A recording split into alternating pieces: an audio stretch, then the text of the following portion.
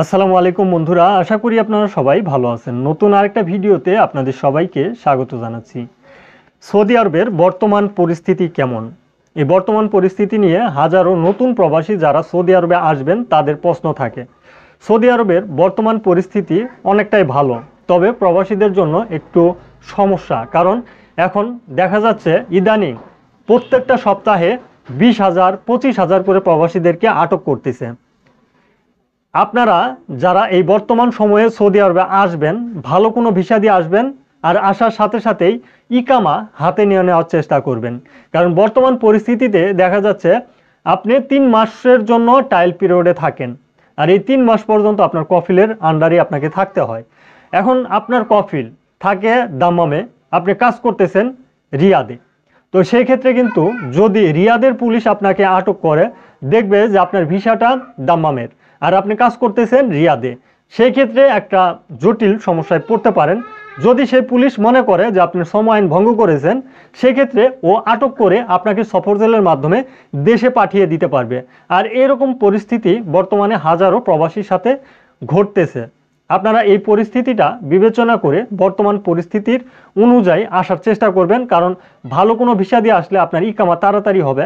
আর ইকামা যদি থাকে তাহলে আপনি যদি দাম্মামের প্রবাসীও হন, রিয়াদে আসলেও কোনো সমস্যা হবে না।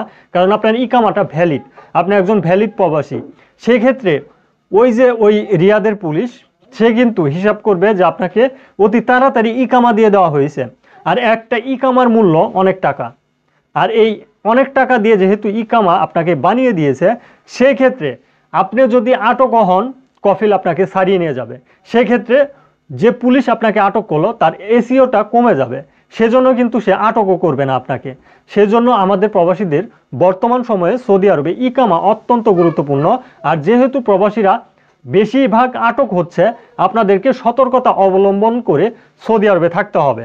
আর পরিস্থিতি অনুযায়ী আপনার যে কাজের সংকট কিন্তু আর থাকবে না। কারণ আমরা জানি ভবিষ্যৎ পরিকল্পনা অথবা সৌদি আরবের ভিশন 2030 বাস্তবায়ন করতে গেলে এবং 2034 সালে যে ফুটবল বিশ্বকাপ হতে চলেছে, বিভিন্ন ধরনের অবকাঠামো নির্মাণ অথবা বিভিন্ন সেক্টরে কাজের সুযোগ কিন্তু বর্তমানে চালু হচ্ছে। তো সেই ক্ষেত্রে বর্তমান পরিস্থিতি যতটাই খারাপ হোক না কেন, যদি আপনি সৌদি আরবে টিকে থাকতে পারেন, অ্যাকচুয়াল ভালো টাকা ইনকাম করা আপনার পক্ষে পসিবল। পরের প্রশ্নটা থাকে যে বর্তমান পরিস্থিতিতে সৌদি আরবের কোন ভিসা দিয়ে আসলে ভালো হবে। তো এটাও কিন্তু হাজারো প্রবাসীর একটা প্রশ্ন থাকে যে সৌদি আরবের কোন ভিসা দিয়ে আসব। সৌদি আরবের কাজের ভিসা দিয়ে আপনি আসবেন। সৌদি আরবের কাজের ভিসার মধ্যেও কিন্তু আসলে একটু ভেজাল রয়েছে, যেমন ডাইরেক্ট কোম্পানির ভিসা, সাপ্লাই কোম্পানির ভিসা এবং ফ্রি ভিসা। এখন আপনি অ্যাকচুয়াল যে ক্যাটাগরির ভিসা দিয়ে আসেন না কেন, সেই কোম্পানিটা যদি অ্যাকচুয়াল ভালো হয়, অথবা আপনি যদি ফ্রি ভিসা দিয়ে আসেন, সেরকম ফ্রি ভিসার কাজের একটা মন মানসিকতা যদি আপনার থাকে, কিংবা আপনার হাতের কোনো কাজ জানা রয়েছে, আপনার আত্মবিশ্বাস রয়েছে, আপনি 2-3 হাজার 4,000 রিয়াল ইনকাম করতে পারবেন, সেই ক্ষেত্রে এটা কিন্তু আপনার পক্ষে পসিবল।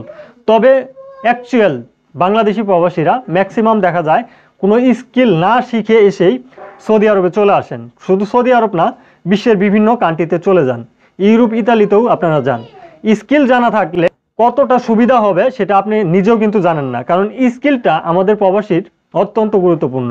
কারণ স্কিল দেখে আপনি কিন্তু অন্য আরেকটা প্রতিষ্ঠানে কাজ করতে পারবেন। অ্যাকচুয়াল আপনি যে কোম্পানিতে আসলেন ওই কোম্পানির কোনো নিজস্ব কাজ নেই, আপনার স্কিল জানা রয়েছে, আপনার কাজ জানা রয়েছে, সেই কাজের উপর বেসিস করে অন্য আরেকটা কোম্পানিতে আপনি ঠিকই কাজ ম্যানেজ করে নিতে পারবেন। সেই জন্য আপনার স্কিলটা অত্যন্ত গুরুত্বপূর্ণ। আর আপনি সাপ্লাই ভিসাতে আসেন, কোম্পানির ভিসাতে আসেন অথবা ফ্রি ভিসাতে আসেন, যে ভিসাতে আসেন না কেন, আপনার কাছে আপনি নিজে প্রশ্ন করেন যে কোন ভিসাটা আপনার জন্য বেটার হবে। যদি আপনি মনে করেন আপনার জন্য ডাইরেক্ট কোনো কোম্পানি বেটার হবে, তাহলে অবশ্যই আপনি সৌদি আরবে থাকা যে সকল প্রবাসী তাদের কাছ থেকে ভিসা নেওয়ার চেষ্টা করবেন। ছোটোখাটো কিছু কোম্পানি দেখে ভিসা নেওয়ার চেষ্টা করবেন, তাহলে অ্যাকচুয়াল ওই ধরনের কোম্পানিতে আপনি ডাইরেক্ট আসতে পারবেন এবং সেই কোম্পানিতে কাজ করতে পারবেন। আর আপনি যদি মনে করেন Almarai company, Aramco company, Hyper Panda, Lulu ইত্যাদি সৌদি আরবের বিভিন্ন ধরনের কোম্পানি রয়েছে, সেই কোম্পানির ভিসাগুলো অ্যাকচুয়াল বাংলাদেশে দেওয়া হচ্ছে না।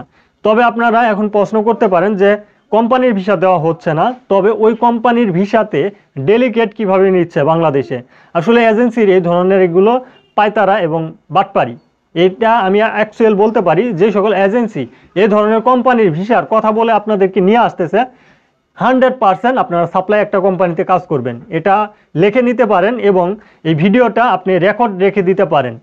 কারণ আপনি যখন একটা হাইপার পান্ডা, লুলু মার্কেট, বড় একটা টপ লেভেলের কোম্পানির ইন্টারভিউ দিবেন, ইন্টারভিউ পাস করলেও কিন্তু আপনি ওই কোম্পানিতে ডাইরেক্টলি কাজ করতে পারবেন না। কারণ ওই কোম্পানিকে একেবারে নির্দেশ দেওয়া হয়েছে কোনো প্রকার লোকের প্রয়োজন হলে যাতে সৌদি আরব থেকে কাফালা করে সেই লোককে কোম্পানিতে ঢোকানো হয়। বাংলাদেশে যাতে কোনো ধরনের ভিসা দেওয়া হয় না, শুধু বাংলাদেশ না, বিশ্বের কোনো জায়গাতে যাতে এই ধরনের ভিসাগুলো দেওয়া হয় না। যদি হাই প্রফেশন হয়, যেমন ম্যানেজার এবং ইঞ্জিনিয়ার, এই ধরনের প্রফেশনের জন্য অ্যাকচুয়াল এই ধরনের কোম্পানিগুলো ভিসা দিতে পারে। তবে আপনারা যারা নেবার রয়েছেন কিংবা আপনারা সেখানে আসার পর বিভিন্ন ধরনের ছোটোখাটো কাজ করবেন, কোনো হাই প্রফেশন না, সেই ক্ষেত্রে কিন্তু আপনি এ ধরনের ডাইরেক্ট কোম্পানির ভিসা পাবেন না। একটা প্রশ্ন থাকে যে আমরা ভিসা দেখে কিভাবে বুঝবো যে ওই কোম্পানির ভিসাটা ডাইরেক্ট এবং ওইটা একটা কোম্পানির ভিসা। এটা বোঝার জন্য আপনার ভিসার মুফা চেক করতে হবে। ভিসা স্ট্যাম্পিং হয়ে যাওয়ার পর আপনার ভিসাতে স্পন্সর নেম অথবা আপনি যে কাজে আসতেছেন, এই দুইটা বিষয়ই আপনার চেক করতে হবে।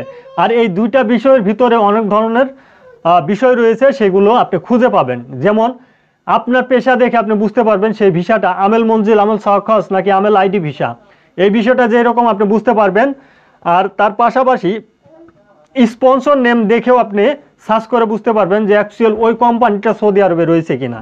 সেই জন্য আমরা আপনাদেরকে বলি আপনার পেশা এবং স্পন্সর নেম এই দুইটা বিষয় চেক করলে বুঝে যাবেন যে আপনি ডাইরেক্ট কোনো কোম্পানিতে আসতেছেন কিনা। সৌদি আরবে আসলে বর্তমানে কত টাকা ইনকাম করে আমরা দেশে পাঠাতে পারবো। অ্যাকচুয়াল যদি কোনো খারাপ একটা সিচুয়েশনে খারাপ একটা কোম্পানিতেও আসেন, সেই কোম্পানিও আপনাকে স্যালারি দিবে 1000 রিয়াল। সেই ক্ষেত্রে আমি বলতে পারি বর্তমান সময় অনুযায়ী সর্বনিম্ন স্যালারি একজন প্রবাসী যে একেবারে কোনো কিছু করতেছে না, সেও কিন্তু 30,000 টাকা সৌদি আরব থেকে পাঠাতে পারবে বর্তমান সময়ে। এখন আপনি যদি অ্যাকচুয়াল কাজই না করেন, আপনাকে কেউ কিন্তু স্যালারি দিবে না। অবশ্যই আপনাকে কোনো না কোনো কাজ করতে হবে, কোনো না কোনো কোম্পানিতে থাকতে হবে।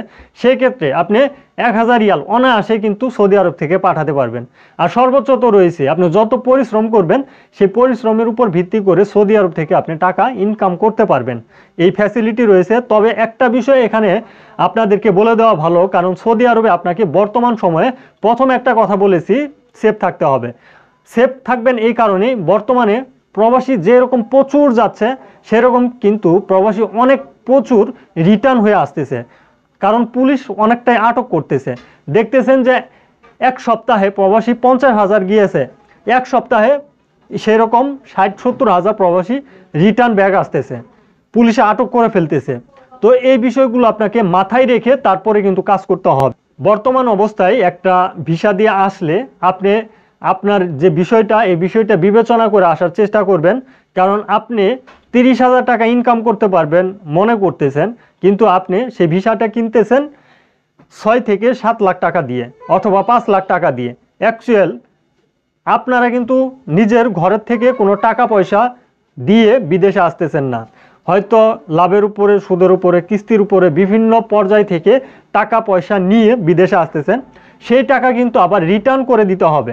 যদি নিজের ঘরের টাকা হয় সেই ক্ষেত্রে এই বিষয়টা আপনার জন্য না, আর যদি নিজের ঘরের টাকা না হয় সেই ক্ষেত্রে অবশ্যই বেশি বেশি ইনভেস্ট না করে অল্প টাকা ইনভেস্ট করে সৌদি আরবে আসার চেষ্টা করবেন, ভালো কোনো ভিসা নিয়ে আসার চেষ্টা করবেন। আশা করি যে তথ্যগুলো দেওয়ার চেষ্টা করলাম আপনাদের জন্য অত্যন্ত গুরুত্বপূর্ণ হবে। এবং আরও কোনো ইনফরমেশন জানার থাকলে ভিডিওর কমেন্ট বক্স খোলা রয়েছে, কমেন্ট করতে পারেন।